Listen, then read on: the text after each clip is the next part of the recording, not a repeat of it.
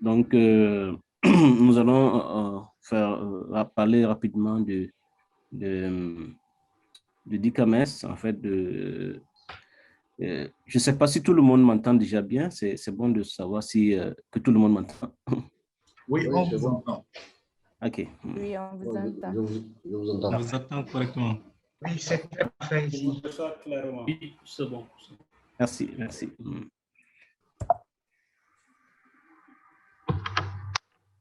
Donc, mon propos va consister à vous présenter un peu les directives du DICAMES, le rôle des administrateurs des communautés qui sont créées à cet effet, comment se passe concrètement la soumission des données, la vérification des données qui sont soumises pour leur validation en quelque sorte, et puis la phase pratique qui va consister en une série d'exercices et de cas pratiques, comme l'a rappelé mon collègue. Donc, le DICAMES, hein, pour beaucoup d'entre vous, vous le savez, c'est un dispositif en fait qui vise à la conservation, mais surtout à la diffusion de la production scientifique des universités de l'espace CAMES.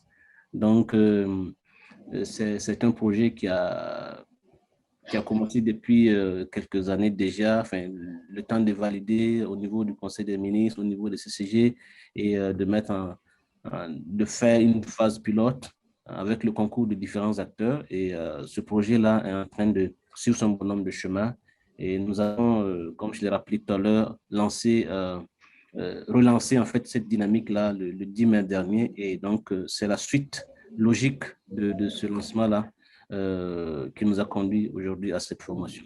Donc, pour la mise en œuvre du DICAMES, c'est un projet qui se met en œuvre avec le partenariat des universités, parce que c'est avant tout, c'est un projet CAMES, c'est avant tout aussi le projet des universités.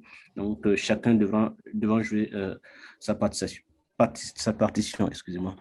Donc, chaque institution partenaire a un point focal. Donc, vous êtes pour la plupart ici tous des points focaux de vos universités. Euh, donc, à différents niveaux, il y en a qui sont des directeurs, il y en a qui sont des directeurs de bibliothèque, il y en a qui sont au niveau de la recherche et tout ça. Et c'est une excellente chose d'avoir cette panoplie-là, cette diversité dans la représentation des universités. Et donc, chaque point focal doit administrer sa communauté. Donc, parce que l'université correspond à une communauté, il doit aussi coordonner la soumission des données à son niveau et coordonner la vérification et le traitement des données. Parce qu'un des points essentiels de ce projet-là, c'est que c'est le côté validation des données. C'est-à-dire les données sont soumises, mais elles ne sont pas directement visibles sur la plateforme.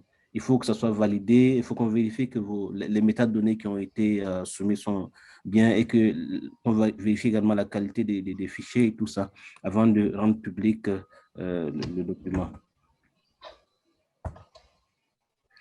Donc, pour la mise en œuvre du projet, nous avons défini des directives. Les directives, c'est vraiment des consignes qui permettent à l'usager, qui permettent à l'administrateur d'être à l'aise en fait avec l'outil et de comprendre bien les différentes articulations et les éléments qui permettent d'assurer une bonne fonctionnalité de la plateforme. Donc, dans cette directive, vous avez des définitions, on parle de principes généraux, on dit ce que sont les collections, les conditions générales d'acceptation des dépôts, la politique, la propriété intellectuelle du DICAMES, parce que c'est un élément important, tout ce qui est lié à la propriété intellectuelle, aux droits d'auteur. Je sais que ça dit beaucoup de choses aux spécialistes de l'information qui sont là et même à ceux qui sont pas de ce domaine-là. Donc, la validation des dépôts et puis l'utilisation du DICAMES et des documents qui y sont déposés. Donc, le DICAMES, c'est une plateforme accessible à l'adresse que vous avez là, DICAMES Online. Et donc, des comptes d'administration ont été créés pour les différents points focaux. Donc, de toute façon, ce sera l'occasion aussi d'en parler. Pour ceux qui n'ont pas encore les comptes d'administrateur, on va pouvoir les créer pour vous. Et vous devrez pouvoir y accéder en suivant les consignes qui sont sur le diapositive. Donc, après la connexion sur la plateforme, les points focaux peuvent accomplir les différentes tâches. Donc, vous êtes appelé à gérer la liste des soumissionnaires, gérer la liste des validateurs, ceux qui valident. Parce que vous pouvez bien avoir au niveau de votre université des gens qui peuvent être chargés de la validation de données. Tout le monde n'est pas forcément apte à valider des données. C'est un travail qui est plutôt du ressort des documentalistes, bibliothécaires et tout ça. Il y en a qui sont, ces gens sont plus à l'aise pour le faire, mais d'autres personnes aussi ont ces capacités sans être pour autant documentalistes ou bibliothécaires. Donc, on ne ferme pas. C'est un espace assez ouvert. Donc, c'est à chaque université de voir aussi ce qu'elle peut faire en son sein. Donc, chaque communauté contient plusieurs collections. Donc, les collections, ce sont des types de documents, par exemple les articles, les thèses, les rapports. Donc, ça, je sais que je ne vous apprends pas grand-chose pour ceux qui sont du domaine, même pour ceux qui ne sont pas. Donc, une personne peut soumettre des données dans toutes les collections où elle a été ajoutée. C'est-à-dire qu'il faut que le CAMES, l'administrateur au niveau du CAMES vous donne la permission d'ajouter des documents à des collections pour que vous puissiez le faire. Et en tant qu'administrateur, vous aurez ces droits-là. Donc, avant toute soumission, il faut vérifier, au niveau du formulaire, il faut vérifier que tout est correct. Le processus de soumission comprend plusieurs phases. Donc, vous devez choisir d'abord la collection, décrire le document. Donc, c'est-à-dire, c'est là où vous mettez les métadonnées, le titre, l'auteur, les mots-clés, l'université de soutenance, tous ces éléments qui permettent de décrire le document et d'y avoir accès après quand on fait la recherche. De télécharger le fichier, parce qu'avec le DICAMES, ce n'est pas uniquement des métadonnées, mais c'est surtout des documents en texte intégral pour permettre effectivement aux chercheurs d'y avoir accès. Donc, vérification des données, acceptation de la licence, en sachant que ce que nous préconisons, c'est vraiment l'accès libre et que les gens donnent accès à leurs documents. Cela ne remet en rien les droits de l'auteur, les droits moraux de l'auteur, parce que bon, l'auteur sera toujours reconnu comme auteur de son œuvre. La seule différence, c'est que il accepte de donner accès à cette production-là dans le cadre pédagogique, dans les cadres d'enseignement et de recherche. Donc, il y a des éléments qui permettent d'écrire le titre et tout ça. Je ne vais pas insister là-dessus. On va le faire concrètement. Vous allez pouvoir vous trouver, vous mettre à l'aise avec cela. Encore une fois, j'ai dit que ce n'est pas des éléments tout à fait nouveaux pour beaucoup d'entre vous, mais c'est toujours bien de le rappeler. Comme chaque système a sa particularité, il y a des choses dont il faut tenir compte. Par exemple, on demande de ne pas mettre les guillemets. Quand vous écrivez le titre, par exemple, la première lettre est en majuscule et vous prenez le titre tel qu'il figure dans le document. Les résumés, on demande de mettre le mot-clé.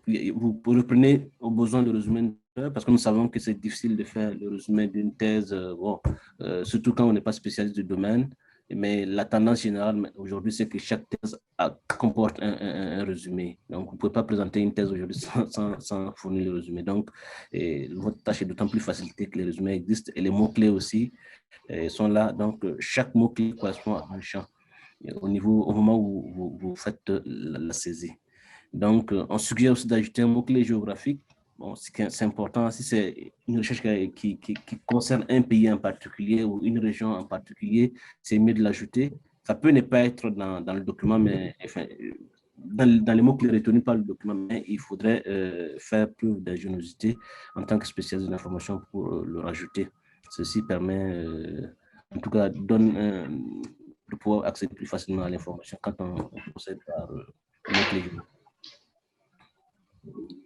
Donc, les auteurs, donc, une thèse a forcément un auteur, c'est l'auteur de la thèse, mais il y a le directeur et tout ça. Donc, ça respecte le même schéma pour l'enrichissement des données, l'entrée des données. Donc, vous avez le nom et puis le prénom. Donc, tout ça en minuscule, sauf, enfin, en minuscule, en lettres, sauf la première lettre, bien sûr. Donc, même si l'auteur est écrit d'une certaine façon, il faut harmoniser cette présentation au niveau du classement. La date de publication, vous avez le modèle, donc la date de soutenance, vous avez le modèle de saisie, donc le jour, mois, année. Si c'est un article aussi, il faudrait mettre l'année aussi. le lien vers le document. Lorsque le document est déjà en ligne, il faut faire un lien vers ce document-là. Si effectivement le document existe et qu'il est en ligne, accessible, vous pouvez faire un lien vers le document. Donc, c'est important. La pagination, voilà, il faut juste mettre le nombre de pages sans ajouter P point à la fin. Voilà. Donc, c'est juste le nombre de pages qu'on demande d'ajouter. Bon, si c'est complexe, il faut respecter cette complexité. Par exemple, si c'est une pagination multiple avec X, 125, enfin, il faut respecter juste ça, mais ne pas mettre la mention de page. Merci. Alors, le titre, donc vous l'écrivez tel qu'il est, là, le titre tel qu'il est dans le document. Et puis les mots-clés, on en a plusieurs, pour avoir plusieurs mots-clés, donc il faut les mettre tels qu'ils figurent aussi dans le document. Bien sûr, le titre là, la première lettre du titre, vous la mettez en majuscule. Donc, dès que la soumission est effectuée, toutes les personnes qui sont désignées comme administrateurs ou validateurs, vous recevrez automatiquement dans votre boîte courriel un message qui vous invite à valider le document. Et cette validation-là passe par un processus. Il faut accepter, vous pouvez accepter ou refuser. Si vous acceptez, donc le processus continue. Si vous refusez, bon, vous refusez, donc ça veut dire que vous n'allez pas pouvoir le valider. Et donc, vous allez accepter, après éditer les métadonnées, et puis vous pouvez, en train de travailler, et puis vous avez envie d'arrêter, vous suspendez la tâche, vous pouvez la reprendre après. Vous pouvez annuler aussi la tâche. Donc, c'est vraiment souple. C'est vraiment souple. Mais il faut d'abord, pour pouvoir vous approprier cette tâche-là, il faudrait d'abord l'accepter.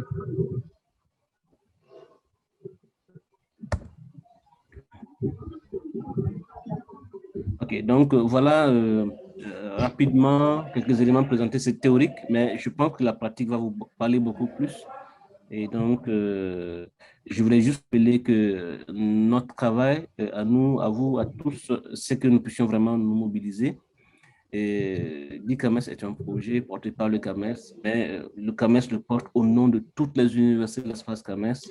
Donc, je nous invite à nous mobiliser pour faire de cet outil-là un véritable instrument au service de l'innovation dans l'espace commerce. Merci donc pour votre aimable attention.